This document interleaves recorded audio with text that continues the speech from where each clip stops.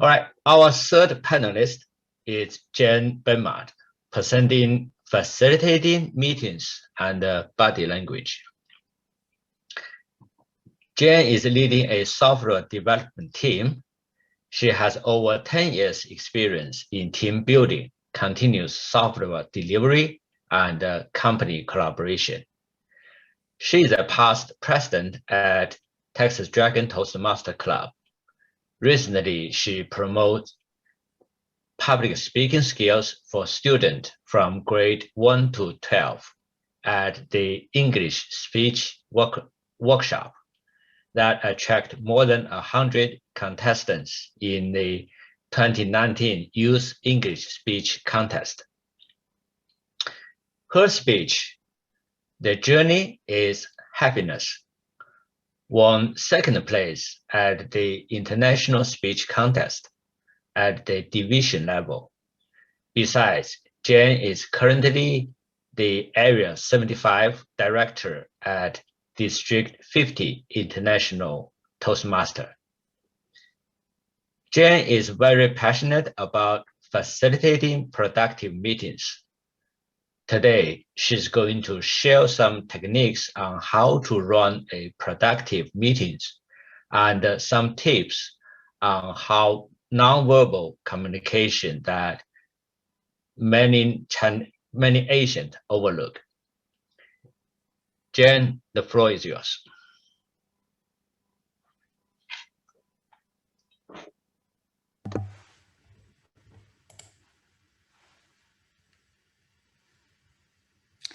Have you ever counted how many meetings that you have weekly, including your stand-up meetings? I always hear people complain that they have many meetings. They have back-to-back meetings, they have many meetings to go, and they don't want to go to meetings. Fasten your seatbelt, because in the next 10 to 15 minutes, you will realize why meetings are important. And you will learn 4 steps for successful meeting and some of nonverbal communication skills, which will help you succeed in your communication. And later, I will share some experience and opportunity for you to practice and build up the skill. You will be more confident in any meetings you are in. Before I get into the content, I would like to go back to the question that I asked earlier. How many meetings people have weekly? From the survey, people have at least 10 meetings every week. Unfortunately, we can't get away from meetings. So why are meetings important? There is no project or product development can succeed without a meeting. We have meetings for planning, solving problems, making decisions, and so on. On the other hand, a meeting is a place for you to publicize your brilliant ideas and build relationships. You become exposed to the team. Soon, your ability such as planning, organizing, managing, presenting will be discovered and complemented. Therefore, facilitating communication skill is a foundation to help you grow. Now, I would like to go over 4 steps for successful meetings. But the first thing you have to think before having any meetings is, do you really need a meeting? If the answer is yes, we can start step number 1, plan. At this step, you should be able to answer the following questions. What do you want to accomplish? What is the goal and the takeaway from the meeting? What is the outcome and expectation? And who needs to be in the meeting? Once you have solid answers, you can move to step 2, prepare. At this step, you will develop an agenda. And the agenda is supposed to help you set an expectation to your audience. So what should be included in the agenda? I have 2 minimum requirements, the item that you should include in the agenda. First, objective of the meeting, and it should align with your plan. The second item is a topic or a list of topics that you will discuss during the meeting. Only 2 items? From my experience, I personally like to put the name of the person related to the topic and put the time box for each discussion. There is a little tips here. Before you send out the invitation with the agenda, you should contact the key attendees earlier. Make sure that they are available to participate in the meeting during the scheduled date and time. And now our invitation with the agenda is ready to be sent out. Our third step for successful meetings is lead. As a facilitator, when you lead the meeting, you should show up before the meeting starts, at least a few minutes. You want to make sure that your room is not overbooked, or check the equipment, make sure that it's still working as it is. Because if you have to take some actions, you have a few minutes to do so. Same thing with an online meeting. You should open up the call a few minutes earlier, at least to make sure that your audio setting is right. And if you have to share the content from your screen, you can try the feature and make sure you have the permission. And then start a meeting on time.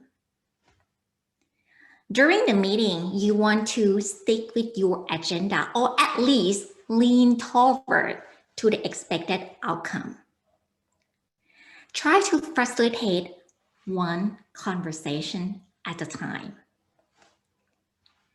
During the meeting, take note, capture important points and the key point that discussed. Also, the decision that made or agreed upon. 5 minutes before the meeting ends, go over the summary or at least go over the action items and then end the meeting on time. Now we are at last step for successful meeting. Follow up. I always make sure that every attendee has access to the meeting notes, either through email or any other tool that the organization uses. This ensures that everyone is on the same page and there is no questions as to what was discussed or agreed upon in the meeting. The Chinese proverb said, "The palest ink is better than the strongest memory." The question is, when should you send out the meeting note? From my experience, the most effective is to send out the meeting note on the same day. Again, we just went over 4 steps for successful meeting. Plan, prepare, lead, and follow up. Next, I would like to give some tips of nonverbal communication, which will help you lead the meeting effectively. You can also use the same tips when you participate in a meeting discussion or when you present ideas to your teammates. But before I start, I would like to emphasize that the body language or nonverbal cue is helping you to deliver the message effectively. I assume that you already have a good content or a good message. Can you imagine that you are presenting a software solution to your client, but you know so little about your solution? The body language will not help you convince your client to buy the idea. So, good message first, and then the body language will help you deliver effectively. Now I would like to pick the top 3 of common nonverbal cue that we can use it every day. The first one, your hands. Where should you put your hands when you speak or present? I recommend that you move your hands around. Relax. People, when they are scared, nervous, uncomfortable, their body freezes up. Their voice become monotone. You become robotic. You're not yourself. So relax, move your hands around and move your arm to support your movement. However, there are a couple hand gestures that you want to avoid. Avoid putting your hands in the pocket or behind your back. It is indicated that you're hiding something. Also, avoid pointing finger to your audience. In the meeting, try to avoid pointing finger to your team or anyone in the meeting. Instead, open your hand for more welcoming gesture. For example, can you answer the next question? Versus, can you answer the next question? Open hands bring more positive feeling. The next common body language is posture. When people present, they like to stand at one spot or they stand behind a podium. We can work on a little step over here. If you have to be behind a podium, do not lean on the podium or hold it so tight like you're holding the shield. You don't want your audience to feel that you're hiding something or you're nervous. If you have to sit behind a computer, here is the tips. Do not get into the seasick mode, even you're standing. By the way, what is the seasick mode? What is the seasick mode? When you move in pattern, you can move. You can move when you present, but do not get into the seasick like you're having a seasick. When people are behind computer and they present, they sit on a chair and they turn when they're presenting. So avoid to get into the seasick. Another posture that you may want to avoid, Wonder Woman pose. It may look good if you are on a runway, but it doesn't look good if you have to present in a business meeting. And sometimes it can be intimidating. Also, avoid crossing arm. It's almost like you're defending something. It can also be aggressive. The last common body language that I pick here, and is the powerful one, is eye contact. William Shakespeare once said, "Eyes are the window of the soul." They show the truth in any situation. They reveal emotional states, happy, sad, concerned. During the meeting, if you're asking someone a question, make eye contact. Same thing if you are asked to provide answer or ideas, make eye contact when you're speaking.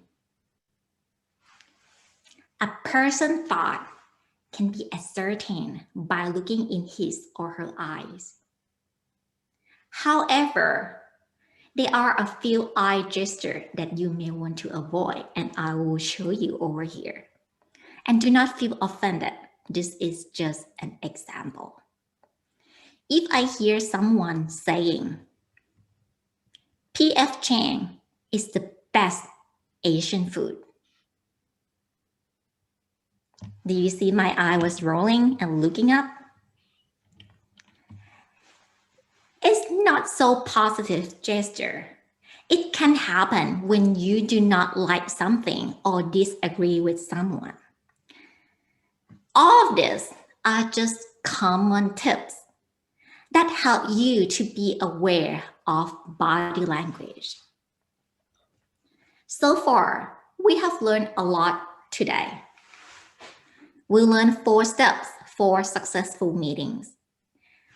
We learned some nonverbal communication which will help you be more effective. What if I tell you a secret that there is an ultimate solution for everything? I learned this from TJ Walker. He is a speech coach. He gave workshops to many people in 70 countries around the world. I learned this solution from him. It works for everyone. It's not difficult like I'm asking you to get up early in the morning and go to the gym. It is affordable. It is cheap. It is not painful. It is practice, practice, and practice. In order to reduce nervousness, you practice. In order to be more comfortable, you practice. In order to build more confidence, you practice. You have to exercise your brain and communicate often. How? You can practice in front of a mirror. You can use the cell phone to record yourself. You can take some opportunity to facilitate meetings in your workplace. If you do not feel ready yet, you can seek to develop confidence outside. There are many Toastmaster clubs that provide opportunity for you to learn and to practice. Another approach is to volunteer in any nonprofit organization. People overlook the opportunities, but I have learned and grown a lot from working with them. We work a lot in the technical field, but we never work in silo.